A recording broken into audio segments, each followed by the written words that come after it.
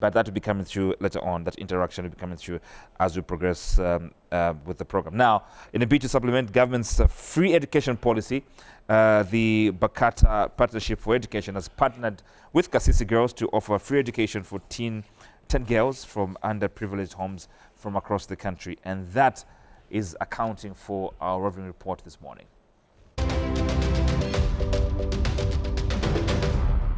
They say when you educate a girl child, you educate the whole village. However, the high levels of poverty in Zambia and across Africa has caused many girls to drop out or not go to school at all. A reason enough for stakeholders to come in and change the narrative. Over the years, most of the girls have been married off to older men for money. It is for this reason that Bakita Partnership for Education has partnered with the Sisters of Kasisi Girls Secondary School to empower 10 girls from the rural parts of Zambia every year to save them from early marriages.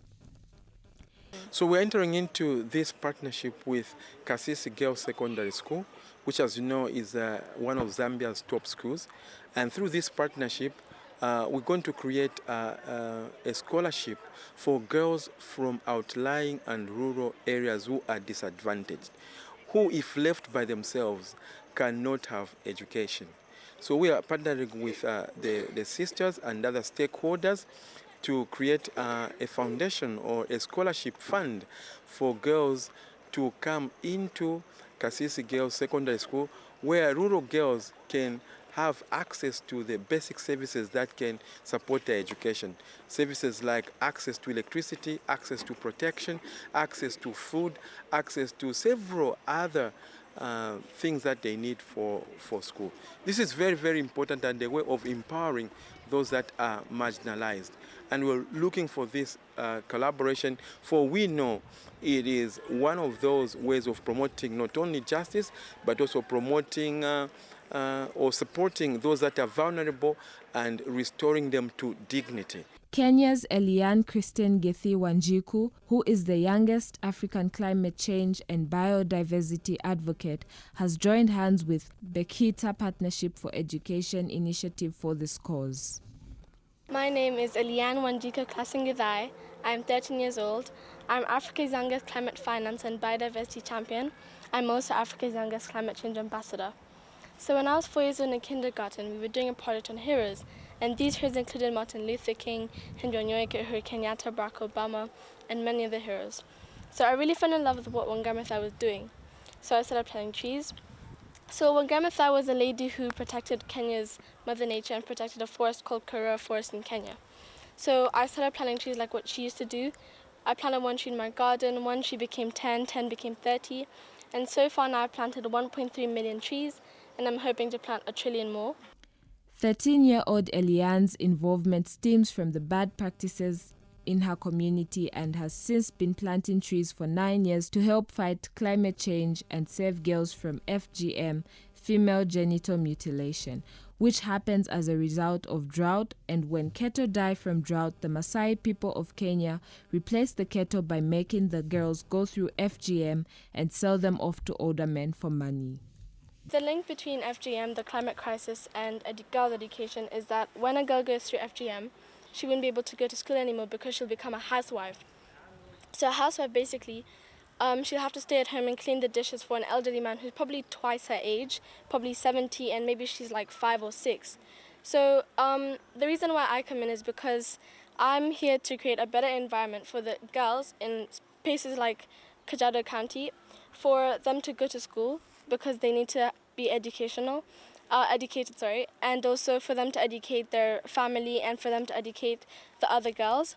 Also, I'm there to spread awareness and to influence policymakers and lawmakers, because they have the power in the world.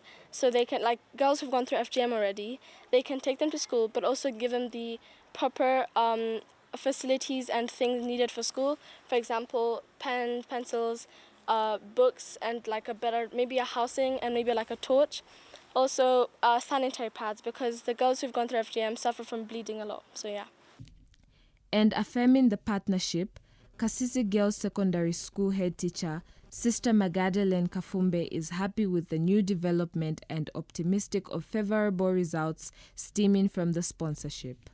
Initially, our founder, as Father Edmund Bonowski, his work was to take care of the poor, and our aim is to also integrate also the poor in our schools. One of the beneficiaries, who is currently at Kasisi Girls Secondary School, is grateful for the opportunity Bekita has given her. My name is Princess Mushimbo Chitalu, and I'm 13 years old, doing grade 9 here at Kasisi Girls. I stay in Chasha village at Kasisi here. I used to learn at Kasisi St. Teresa Primary School. I was brought by here by the sisters of Mary Immaculate. I thank the sisters for bringing me here, and the things that I have benefited. They have given me knowledge. I've learned more from what I knew, and I thank them for teaching me to be a good girl. Eliane took the opportunity to encourage girls at Kasisi to take up climate change matters seriously. Personally, for me, mine was a passion. It's not something I was forced to do. So I'm not forcing you to do what I do, because mine started when I was 4 years old. So it's been a process going all the way till now, and I'm still going to continue. So it'd be nice though if you guys could have activities where you guys plant trees, maybe on the side of the road somewhere, or where it needs attention for environmental change. Father Chilufya has since called on other well-wishers to come on board and help keep the girl child in school by offering quality education.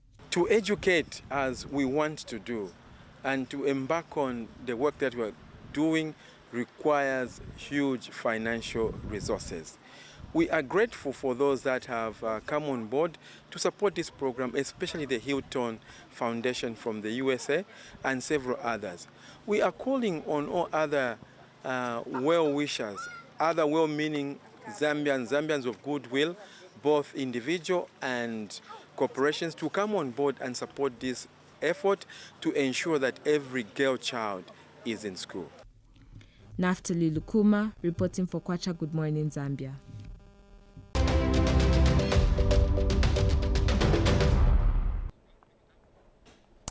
Well, that's a very, very encouraging story there, and we hope that many other organizations will pick from that story, offer at least a helping hand to those who are less privileged in our societies. There's so many people out there who have the potential to make it in life. They are extremely talented academic-wise, but they cannot get the education because of one reason or the other. But now, with the free education policy in place in the country, there's no excuse.